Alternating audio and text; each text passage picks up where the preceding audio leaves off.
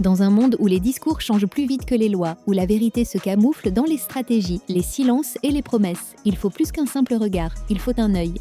Bienvenue sur l'œil politique. Chaque semaine, nous nous engageons à décrypter l'actualité sociopolitique sans détour. Nous allons au-delà des apparences, explorant les faits, le contexte souvent ignoré et les implications profondes des décisions qui façonnent notre avenir collectif.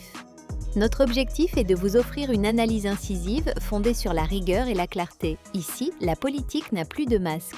Chaque élément révélé vise à éclairer ce que les mots n'affirment pas, pour une compréhension plus juste et plus complète. De se connecter à Lomé, on leur dit que le compte est indisponible. En fait, le régime a mis beaucoup d'argent pour invisibiliser leur compte sur le territoire national. Ce qui fait que aujourd'hui, quand ils font les lives, puisqu'ils ne sont que sur TikTok, les gens qui sont à Lomé n'arrivent pas à pouvoir suivre leur live. Donc, ils ont subi aussi beaucoup d'attaques, comme nous d'ailleurs, et donc ils ont créé des comptes secondaires et vous pouvez les approcher et aller vous abonner sur leur compte. Je pense que Togovic PC a un nouveau compte qui s'appelle Togovic PC2. Romain Mokonzi, je pense qu'il a un nouveau compte aussi. Kojovi Togen, je n'en sais pas trop. Sakabambo a un compte aussi qui s'appelle Fortuna Toto. Donc, ceux qui sont sur TikTok, vous pouvez vous abonner massivement à ces comptes-là. Voilà. Donc, le régime met énormément de moyens pour essayer de couper cette communication-là envers le peuple togolais. Ils sont dans la guerre cybernétique pour pouvoir invisibiliser leurs comptes sur le territoire national. Donc, voilà la raison pour laquelle, quand ils font les lives, vous n'arrivez plus à les voir sur le territoire national. Donc, je tenais à préciser ça aussi et à vous demander de vous abonner massivement à leur compte. Merci. Alors, je vais commencer la rubrique des informations par des soucis que rencontrent nos compatriotes qui font dans le VTC. Ce sont ce nouveau modèle de Uber, les taxis connectés à Lomé, qui permettent aux gens de faire facilement leur déplacement. On connaissait Cousin. Il y a eu BKG, je pense, Speed, Yango aussi. Je ne sais pas si Yango travaille. Mais toujours est-il que nos compatriotes se plaignent d'un certain nombre de désagréments liés au contrat qui les lie à ces sociétés-là. On vous dit parfois de travailler 9 heures par jour. 9 heures par jour. Vous avez un contrat de 9 heures par jour. 9 heures par jour, selon ce que on m'a rapporté. Vous devez être en ligne, une obligation d'être en ligne 9 heures par jour et de réaliser au moins 10 courses via l'application. Ça, c'est au niveau de BKG Speed. Et puis, il arrive que dans la journée, vous ne faites que 5 courses par jour.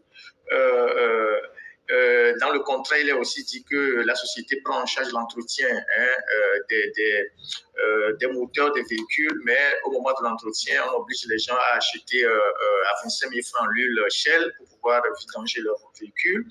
Et il n'y a pas longtemps, au niveau de BKBG, le contrat qui les liait aux chauffeurs a été modifié de façon unilatérale.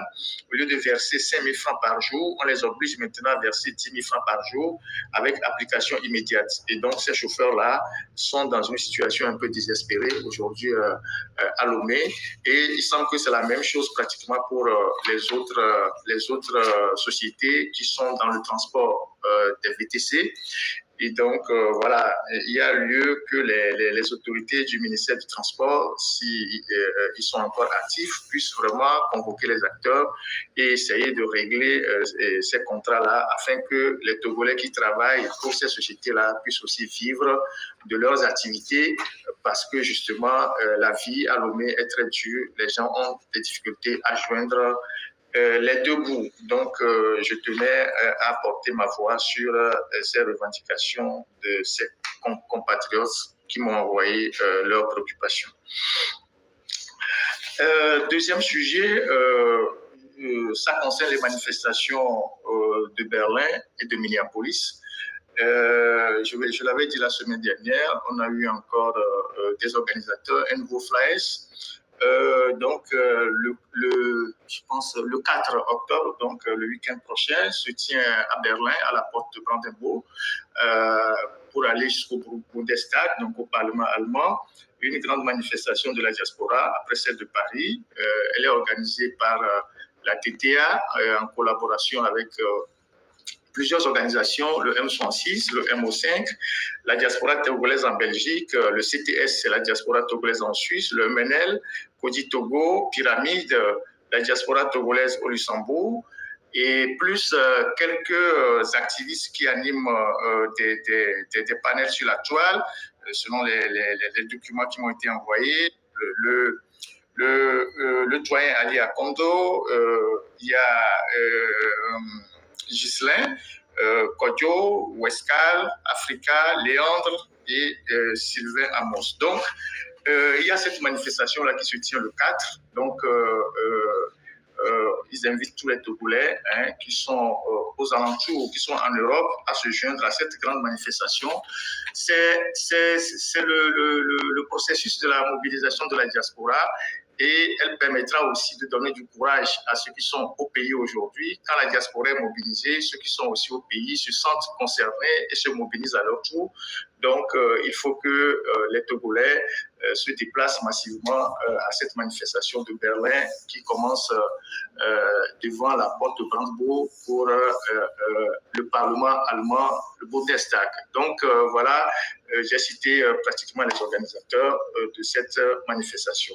Le même jour, il y a aussi les Togolais qui se réunissent aussi à Minneapolis. Je pense qu'on a diffusé aussi l'affiche il y a quelques jours, à Minneapolis aux États-Unis, pour une activité de la diaspora, au cours de laquelle certaines figures aux États-Unis doivent se retrouver pour toujours porter la cause de notre pays. Et là aussi, les gens sont invités à s'y rendre. Voilà ce que j'ai à dire sur les manifestations qui sont prévues le week-end prochain, début octobre. Vous savez que le 4 octobre, c'est la veille du 5 octobre, et le 5 octobre est une date assez importante dans l'histoire de notre pays pour le processus démocratique. Troisième sujet, on va parler un peu santé. J'ai vu ces jours-ci sur la page de l'ambassade de France au Togo, et une publication de l'ambassade de France, une publication qui nous informe que l'ambassade de France, donc la France, a contribué à rénover les centres de santé, un centre de santé médical, réactivation d'un centre de santé dans la région d'Agou.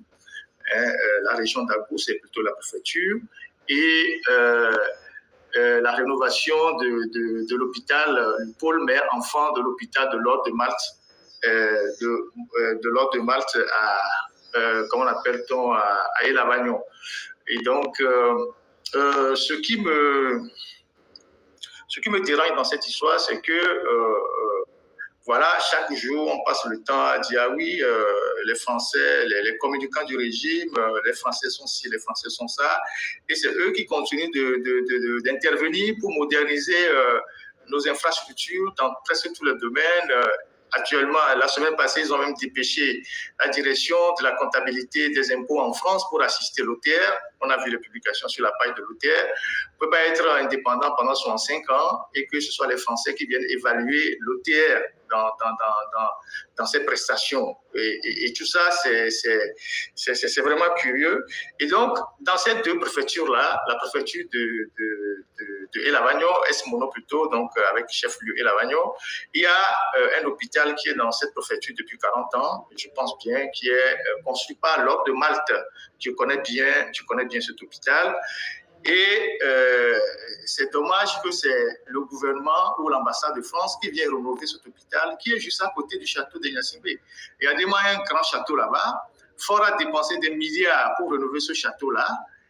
Et à côté, il n'a pas pu construire un centre de santé ou rénover le centre de santé qui est à côté de son château, et que ce soit les Français qui sont obligés de venir rénover le centre de santé ou construire un pôle mère-enfant à l'intérieur de l'hôpital de El-Avagnon. C'est quand même dommage parce que quand on est un dirigeant, il faut avoir un minimum de vision. Quand tu construis un château dans une préfecture, tu penses à améliorer les infrastructures de santé. Parce que si tu vas là-bas et tu fais une crise, on te soigne comment? Donc, voilà le contraste, voilà ce que nous avons l'habitude de dénoncer. En le dénonçant, c'est quand même une manière de dire, mais on ne peut pas avoir des dirigeants aussi. Et là, le ministre de la Santé, tout content, va couper le ruban avec l'évêque. Et c'est quand même incroyable. Et mais à Agou, c'est pareil. La seule chose qui a été réalisée à Agou par Fonia Singbe, c'est de construire son château au flanc de la montagne. Les locaux de la préfecture d'Agou datent de l'époque coloniale. Et c'est 3 chambres salons, la préfecture d'Agou. Pratiquement 3 chambres salons. Je ne sais même pas où loge véritablement l'état civil de la préfecture d'Agou. Et là, aussi à Agou, c'est l'ambassade de France qui va rénover un centre de santé à Agou, où à côté, il y a le château de Fonia Singbe qui est entretenu à coût de centaines de millions chaque année. Quand vous voyez la loi de finances, vous voyez la loi de finances, vous prenez la loi de finances au Togo, vous allez dans la rubrique de la présidence de la République. Maintenant, c'est peut-être la présidence du Conseil. Et depuis 6 mois, on n'a pas de loi de finances. Donc, toutes les institutions fonctionnent au ralenti. On n'a pas de budget. Mais vous allez dans la loi de finances, vous allez voir tous les fonds qui sont alloués pour entretenir les résidences de Fonia Singbe. C'est détaillé. Vous allez voir Agou, Elavagno, Lomé, Kakaveli, Pia, Tapaon, tout ça, il y a des rubriques. Vous pouvez prendre la loi des finances de 2024 ou de 2023. Vous allez voir comment ils ont agencé les rubriques, les centaines de millions qu'on utilise pour entretenir ces résidences qui sont perdues dans la brousse et dans les mêmes préfectures. Il n'y a pas d'hôpitaux, il n'y a pas de centre de santé moderne, il n'y a pas de, je sais pas, d'eau potable. Et ce sont les Français qui viennent réhabiliter ces infrastructures qui sont à côté du château de Fonia Singbe. C'est quand même dommage. Je tenais à le souligner, c'est important pour l'opinion. On va aborder le 4e sujet. Avant d'aborder le 4e sujet, on va aborder le 4e sujet concernant l'éducation. Il y a de cela quelques jours, il y a des parents qui m'ont saisi comme quoi au lycée technique d'Agido-Gomé, le lycée technique d'Agido-Gomé que vous connaissez, qui est un lycée emblématique qui a formé de grands cadres. Au lycée technique d'Agido-Gomé, vous savez dans quel état se trouve aujourd'hui ce lycée-là. C'est un lycée en grande partie en délabrement. Une partie de l'espace du lycée a été coupée et cédée à des promoteurs immobiliers. Une autre partie a été coupée pour donner ça à une école qui vient de créer. Et puis, les espaces de sport ont été envahis. Il n'y a plus vraiment d'espace. Alors, les bâtiments sont vétustes. Et le lycée demande aux élèves de dire à leurs parents d'apporter chaque élève 200 francs. 200 francs pour faire quoi? D'apporter 200 francs pour acheter des ampoules qui sont grillées dans les salles de classe. Donc, la direction du lycée demande aux élèves de dire à leurs parents d'apporter 200 francs CFA pour acheter des ampoules pour changer les ampoules qui sont grillées dans les salles de classe. Ça, c'est la première des choses. Deuxième des choses, il n'y a pratiquement plus d'ordinateurs dans ce lycée qui fonctionne. Ils demandent aussi aux enfants de dire à leurs parents si des gens peuvent leur donner des ordinateurs ou leur offrir des ordinateurs. Vous imaginez un lycée technique. Un lycée technique qui n'a pas une salle d'ordinateur qui fonctionne. Un lycée technique.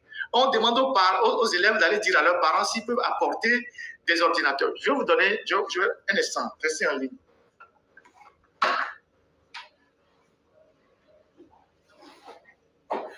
Je vous ai dit que j'offre de temps en temps des ordinateurs à des gens au Togo, des gens parfois même que je ne connais pas, qui me font la demande. Quand j'ai les petits moyens, je leur offre les ordinateurs. Voilà un ordinateur que je m'apprête à envoyer au Togo pour aider les gens. J'en ai déjà, depuis 2 ans que je suis enfant, j'en ai déjà donné au moins plus d'une dizaine aux gens. 9 comme d'occasion. Ça, c'est 9 que j'ai acheté, que je vais envoyer à quelqu'un pour aider. Et dans un lycée au Togo, les gens sont incapables. Dans un lycée au Togo, les gens sont incapables d'avoir des ordinateurs. Un lycée technique. Un lycée technique, les gens n'ont pas d'ordinateur. On demande aux parents aux élèves d'aller dire à leurs parents d'apporter 200 francs pour les ampoules et de rechercher des ordinateurs.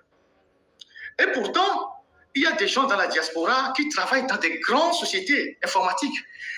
Moi, je connais des gens dans la diaspora qui peuvent mobiliser 200, 300, 500 ordinateurs pour les lycées techniques d'Aïdogol. Parfois, quand moi-même, je n'ai pas d'argent, j'ai besoin d'ordinateurs, je demande à certains Togolais qui sont des amis à moi, est-ce que tu peux me trouver 2 ordinateurs parce que je vais faire un don?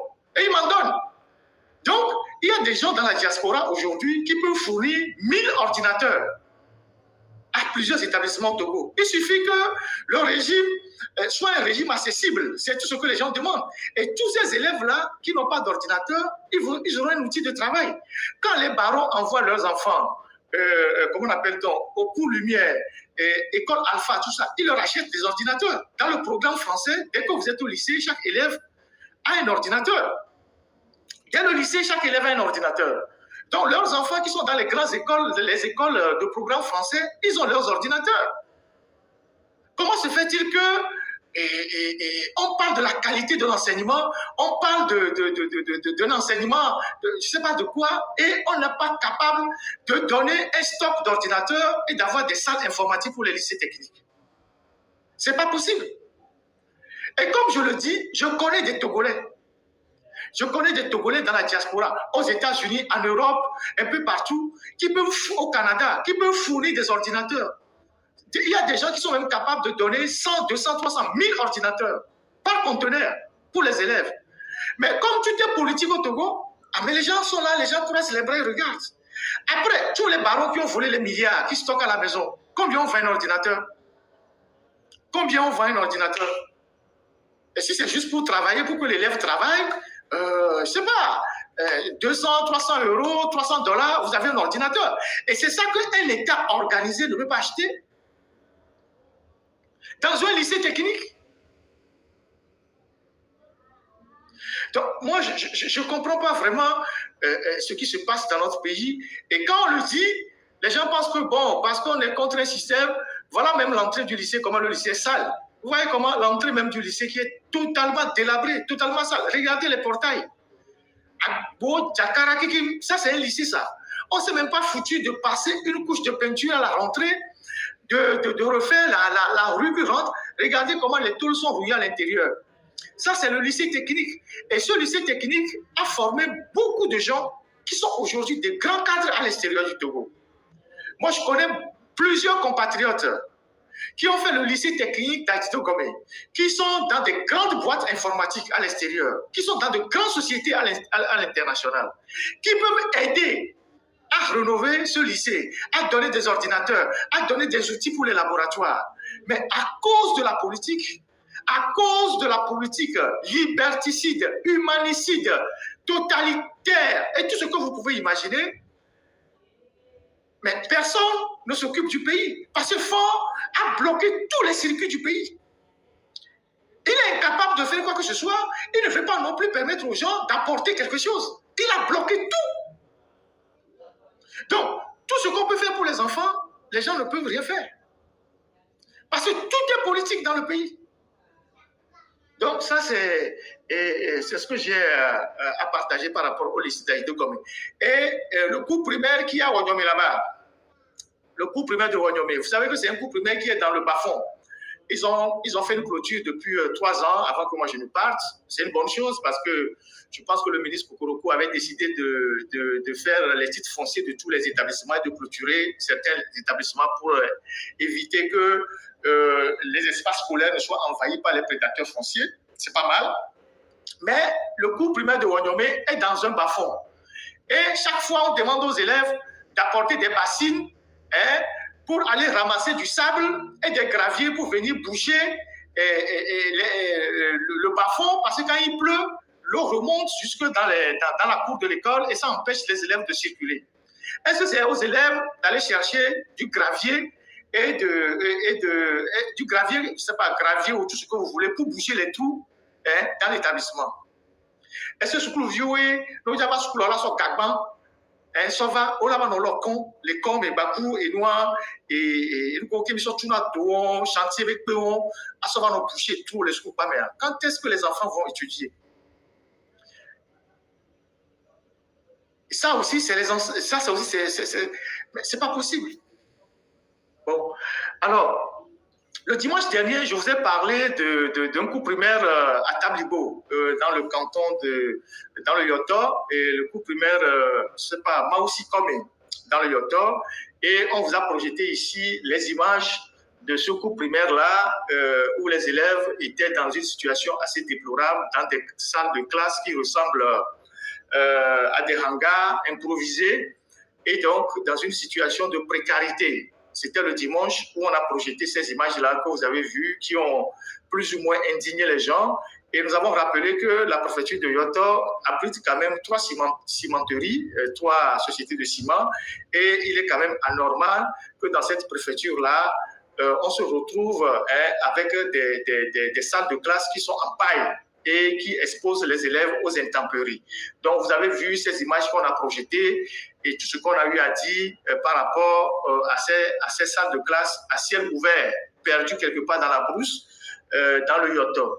Alors, le live a eu lieu le dimanche et le lundi, patatras, une délégation composée du préfet, du CB, de l'inspecteur et du maire se sont déplacés là-bas sur le site que nous avons dénoncé, qu'on a projeté ici, et ils sont allés sur le terrain et ils ont cassé tout. Ils ont fermé l'école et ils ont fermé l'école. Et on peut voir, si la technique le permet, les images. Voilà le panneau que vous avez vu tout à l'heure, voilà comment ils l'ont cassé. Ils ont cassé le panneau indicateur de l'école. Et donc, le panneau indicateur de l'école a été cassé. Les hangars ont été démolis. Les bancs tout a été démoli. Vous allez voir les images. Donc, ils ont tout démoli. Donc, il y avait le CB, le préfet, l'inspecteur et puis le maire. Ils se sont rendus sur place le lendemain. Ils ont tout démoli. Voilà les images qui m'ont été envoyées par nos sources sur le terrain. Ils ont tout démoli. Et c'était lundi. Donc, on a fait le live dimanche. Le lundi, cette délégation allait là-bas avec la police, ou là, c'est la gendarmerie, je ne sais plus. Ils ont tout démoli. Et ils ont, selon mes informations, dirigé les élèves vers des établissements plus adaptés. Je ne sais pas à quelle distance du village, mais ils ont déplacé les élèves vers des établissements plus adaptés et plus propres. Donc, c'est ce qui s'est passé lundi. Et selon mes informations, c'est sûrement sur l'instruction du ministre de l'Éducation nationale qu'ils ont fait ça. Et donc, selon ce que j'ai appris, les inspecteurs ont été sommés de remonter au ministère tous les établissements scolaires qui sont dans un état de délabrement dans les 2 préfectures, c'est-à-dire la préfecture de Yoto et la préfecture de Vaud. Je résume.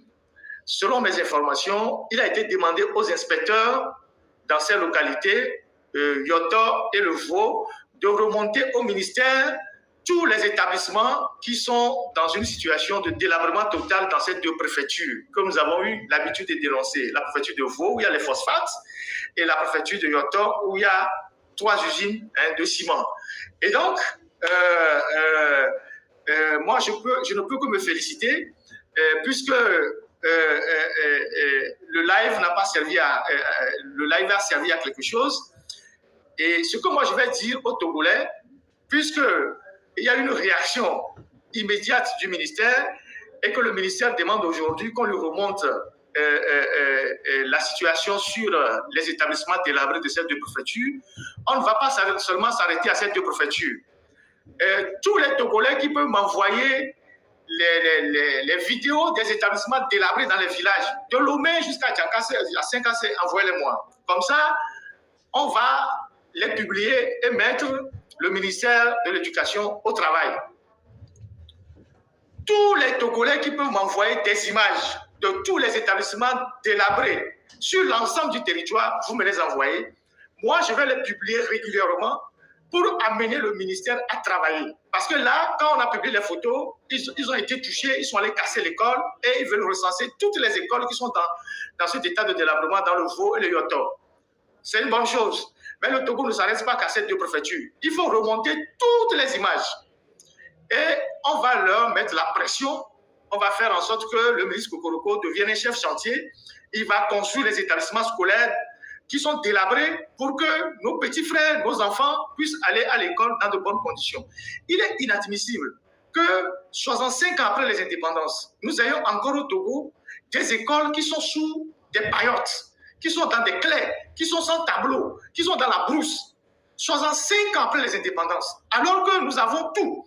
Nous avons du ciment, on a du clinker, on a des tôles, on a tout, on a du bois.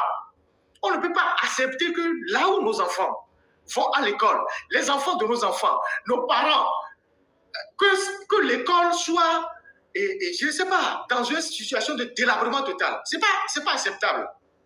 Donc, moi, je suis là. Vous avez des images, envoyez-moi. Moi, je vais publier. Et je vous ai dit, tout ce qu'on peut faire pour les amener à travailler, là, il faut les amener à travailler. Il y a eu des projets qui ont été financés au Togo, au temps des ministres Manganawe et Soli Toki.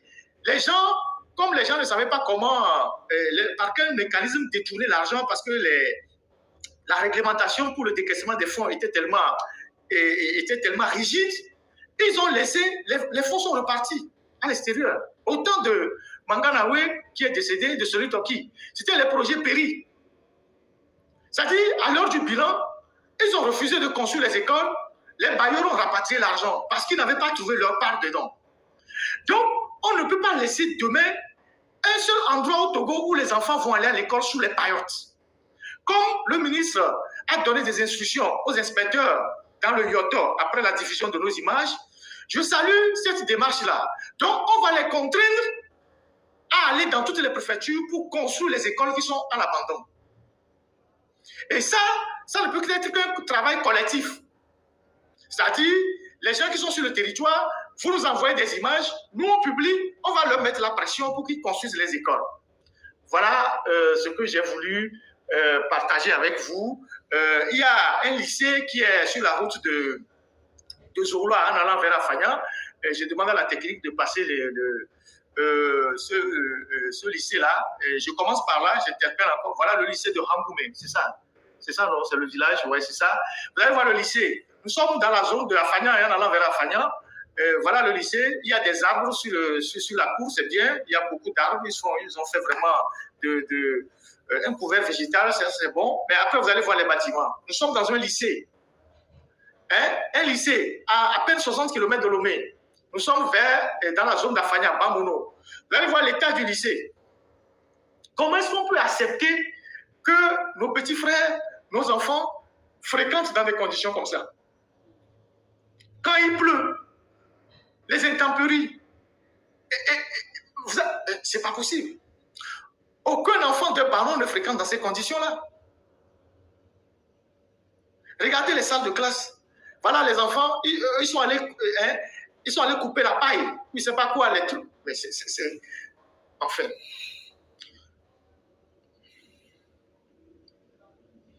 Voilà les salles de classe des lycées. Nous sommes à Afanya, dans la zone d'Afanya, Hangoumé. C'est le nom du village. Vous regardez les bancs. Il y a banc aura. Il y a salle de classe aura. Lycée Émile Léon. Ça, c'est dans un lycée, ça.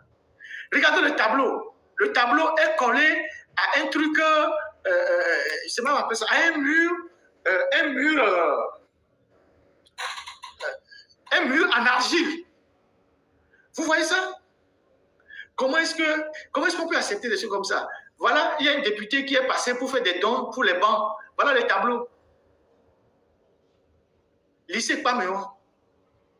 Nous sommes vers Hangoumé. Il y a un seul bâtiment scolaire, le reste est délabré. Ça, c'est le Togo, ça. On ne peut pas accepter des choses comme ça. On ne peut pas. Si vous avez... Il y a quelques salles de classe qui sont conçues, mais le reste, c'est dans les trucs comme ça que les élèves étudient. On a besoin de combien pour construire une salle de classe? 15 millions. Une salle de classe aujourd'hui, c'est quoi? C'est 15 millions. Un bâtiment scolaire de 3 classes ou 4 classes, c'est 15 millions. Ou 16 millions, en tout cas, moins de 20 millions. Mais regardez ce qu'on a dans nos lycées. Est-ce que c'est normal?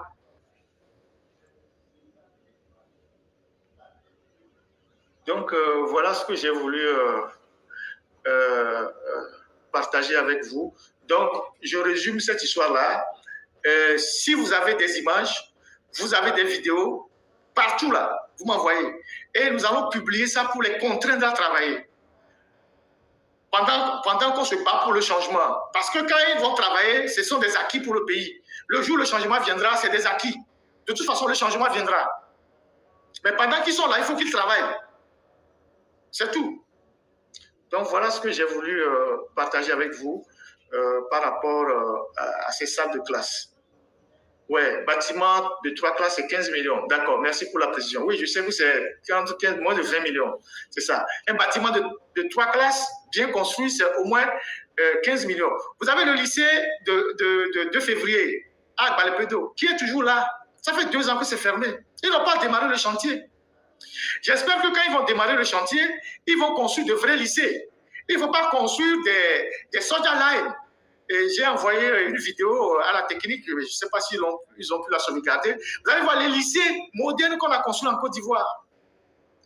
Un des lycées modernes qu'on a construit en Côte d'Ivoire est plus moderne que l'université, les 4 bâtiments d'université que vous êtes en train de construire à Datia, que vous montrez aux gens. Un lycée en Côte d'Ivoire. Je vais vous montrer les images prochainement. Les lycées en Côte d'Ivoire. Et on en a construit dans toutes les régions. C'est plus moderne que l'université de Lomé. Les lycées en Côte d'Ivoire. Donc, quand vous construisez 3 bâtiments ou 4 bâtiments à Datia là-bas, ne venez pas nous dire qu'on est en train de construire une université et que des gens qui n'ont jamais rien vu commencent par applaudir. Ça fait 20 ans que Fort au pouvoir, qu'il a de la peine à terminer l'université de Kara, que son père avait lancée. Et Adema a commencé la construction de l'université de Kara avant que Ford ne vienne au pouvoir. 20 ans après, cette université, la construction de cette université n'est pas terminée. Une partie est toujours dans le centre de l'ENI là-bas, ou c'est pas, oui, et l'autre partie est sur le site de l'université. Même l'université de Lomé, on n'a jamais fini de la construire. Dans tous les autres pays au monde, on a fini de construire les universités depuis. Il n'y a que quelques réajustements que les gens font. Donc, quand vous allez construire 5 bâtiments à Datia, où vous voulez délocaliser l'INSI, l'école normale supérieure, l'école, oui, des ingénieurs, ce n'est pas une université pour être vraiment joyeux. En Côte d'Ivoire, au Ghana, ici, même au Bénin, les lycées qu'on construit aujourd'hui de façon moderne sont plus modernes que nos universités, sont plus spacieux que nos universités. Donc, il faut qu'on aime les bonnes choses, qu'on se contente du peu, qu'on arrête de se contenter du peu. Voilà ce que j'ai voulu ajouter sur l'état de l'école.